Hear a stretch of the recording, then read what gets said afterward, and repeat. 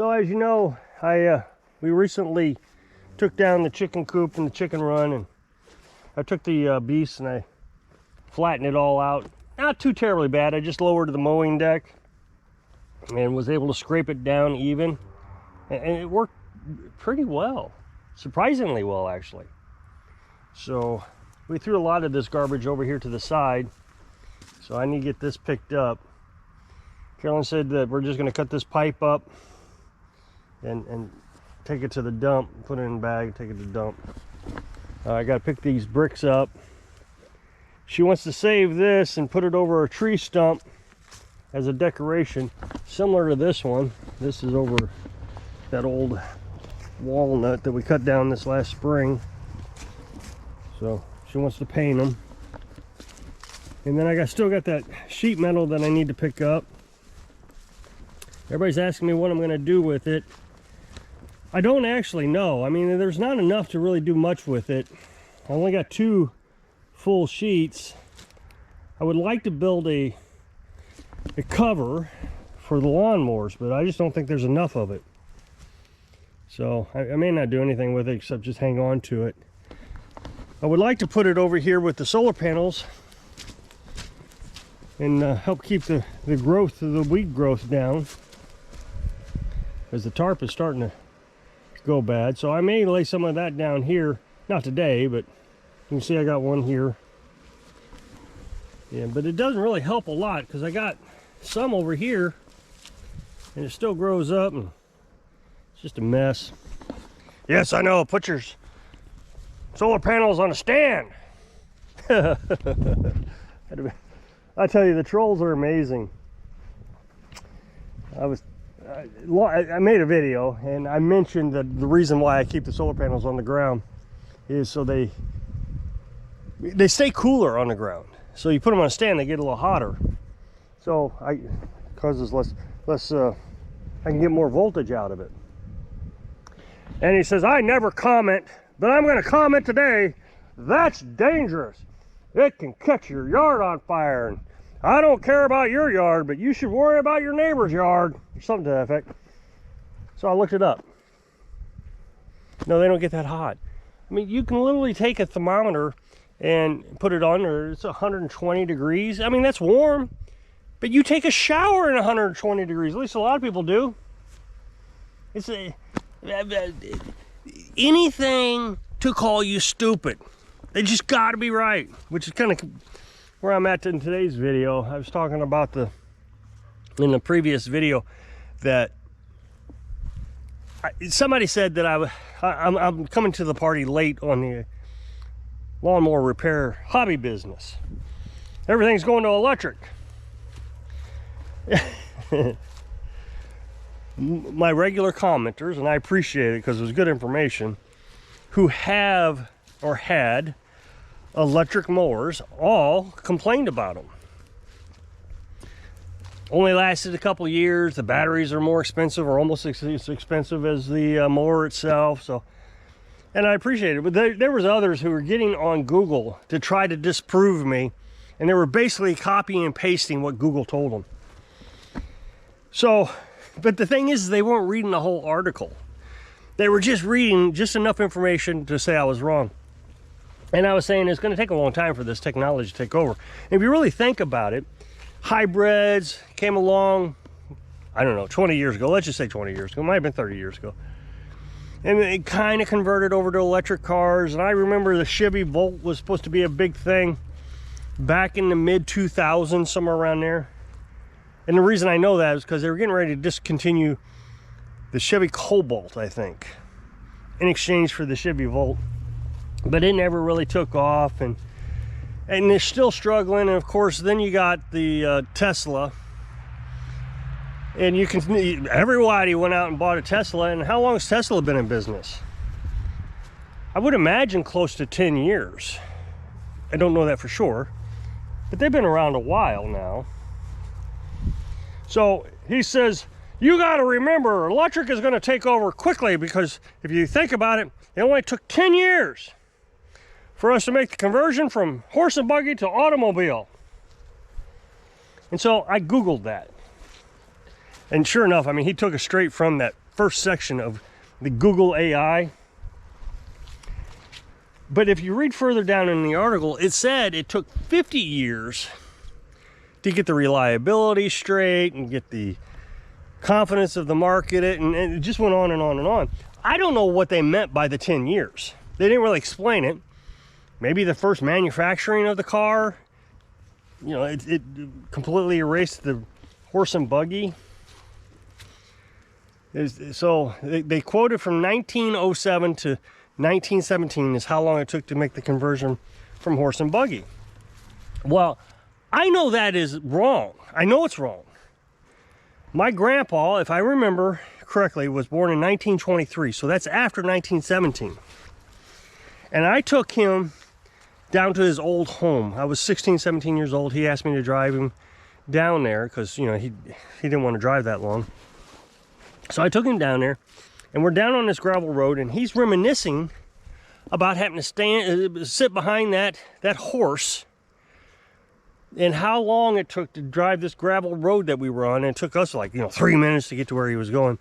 So he's reminiscing. So in 1923 he was born, I think.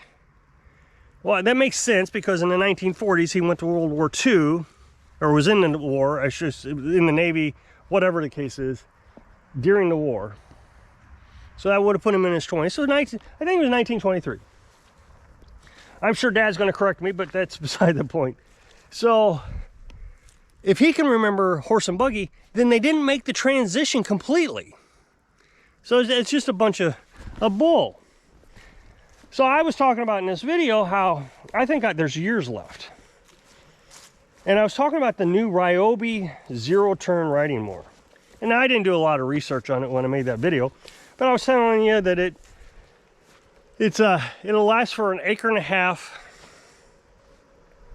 but it can't really do tall grass, and it struggles on hills.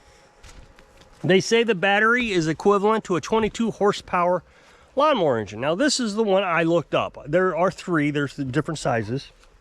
So a 22 horsepower lawnmower is I think the same size as this one. Yeah, 22 horse Kohler. So we can look, and it's got a 50-inch cut.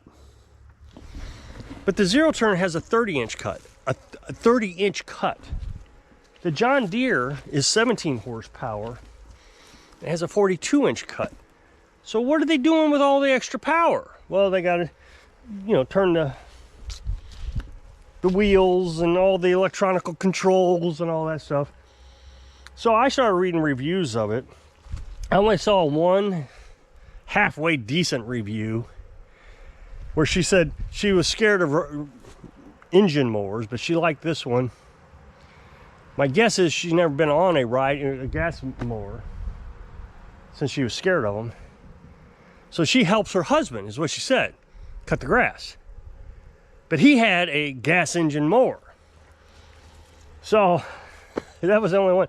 All the others absolutely complained about it.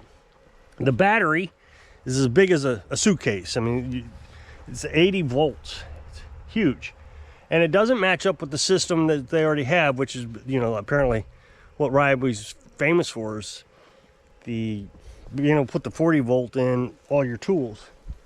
Now you can't put the 40 volt in there as a supplement, but you have to have the 80 volt. Now what I don't understand is they had 2 suitcases with this machine. So it appears to me that you have to use both suitcases at the same time with one charging port. I mean, all that could change in the future and they do better, but there was just a lot of complaints about it. But it's a huge battery. So you look up the battery price, and it's $899. And that's the thing I keep hearing about lithium-ion batteries, whatever, is how expensive they are. Now I know that their prices are apparently coming down, but they are expensive. You replace a cordless tool, and they're still kind of expensive. So if you have to have 2 batteries, $899, I mean, you're up to, what, $18, $100 basically to repair your lawnmower.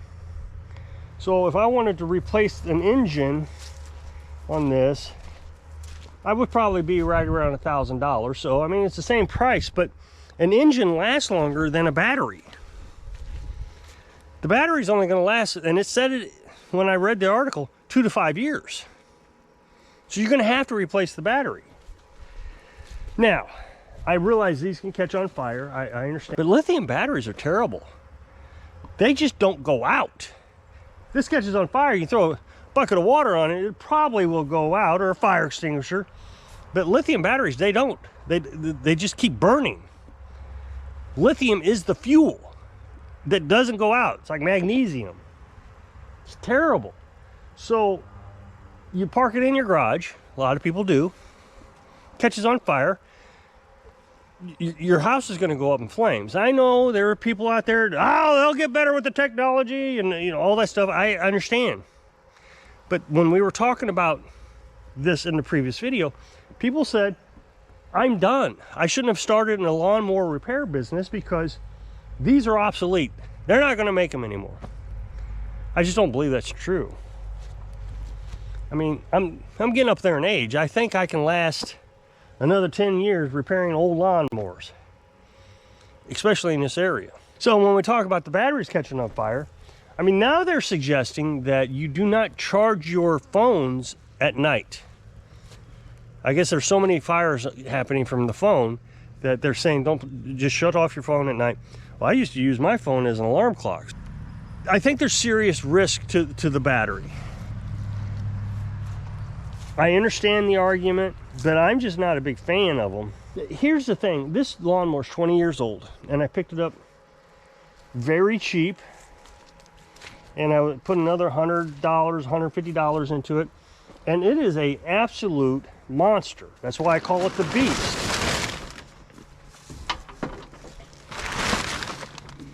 I don't know how the electric battery or electric lawnmower is going to replace this. This is a garden tractor.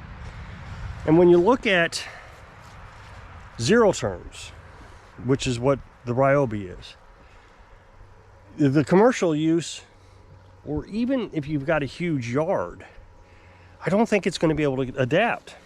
It takes 1.5 hours to charge the battery.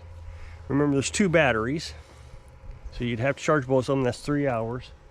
I don't see the benefit other than if you lived in the suburbs. I get it if you live in the suburbs, but out here, I just don't see it happening. I don't see, and I even said in the last video, the man factor. People like these mowers. I mean, we all complain about how wimpy these mowers are. These old, these newer mowers. Thin piece of sheet metal. Well, this one's actually pretty thick. I guess I could go to John Deere, and it's thin, so the towing capacity isn't huge. 500 pounds on the John Deere, 1,500 pounds on this one. But the tow bar on the Ryobi was plastic. I'm sure of it. I can't prove it, but it sure looked plastic to me. So you're not going to tow anything with that. It'll break right away. It really can't do what people want it to do. I mean, when I was a kid, my neighbor had a Simplicity, maybe? I don't know, but it was a real tough mower. I mean, it was tough. He'd take it down to the garden. He had a huge garden, probably an acre garden, and he'd plow with it and all kinds of different things.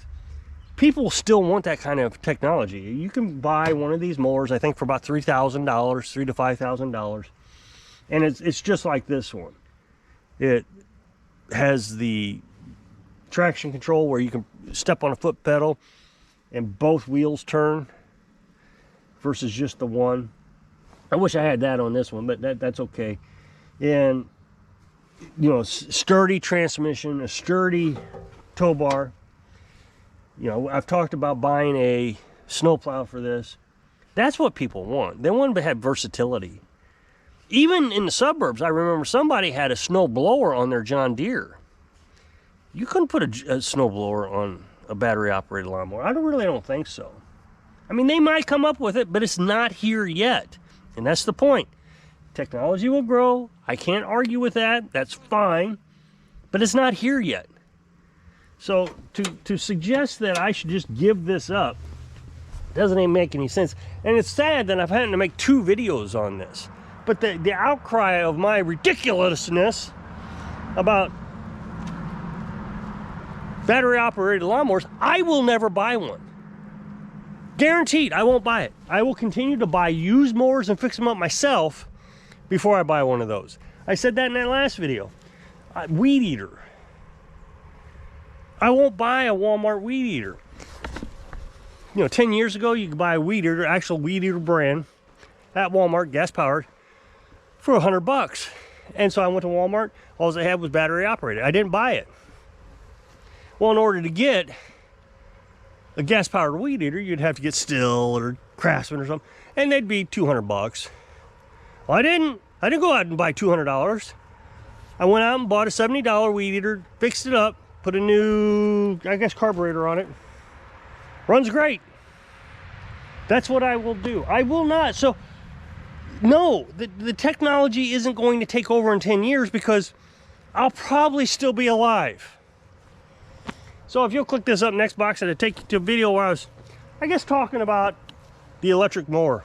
So if I can inspire you to do what you want. Don't let the society tell you how to live your dreams. Thanks for watching.